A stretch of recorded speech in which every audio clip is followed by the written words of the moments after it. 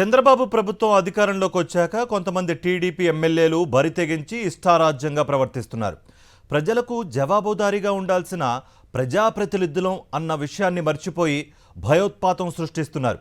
TDP MLA Alimineni Surendra Babu అనుచరులు రెచ్చిపోయి tollgate సిబ్బందిపై దాడికి పాల్పడ్డారు.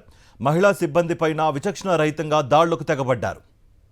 ఇటీవల కర్నూలు జిల్లాలో టీడీపీ ఎమ్మెల్యే బుడ్డా రాజశేఖర్ రెడ్డి ఘటన మరవక ముందే అన్నమయ్య జిల్లా గండబోయినపల్లి టోల్ ప్లాజా వద్ద కళ్యాణదుర్గం టీడీపీ ఎమ్మెల్యే అమిలినేని సురేంద్రబాబు అనుచరులు రెచ్చిపోయారు.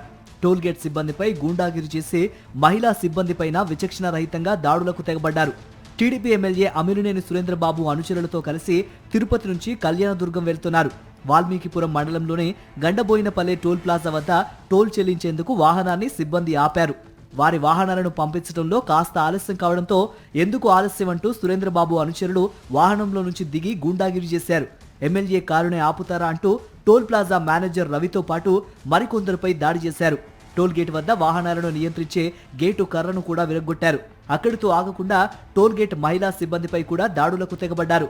ఏకంగా టోల్ గేట్ వద్ద ఓ మహిళా ఉద్యోగి జుట్టు పట్టుకుని లాగేశారు.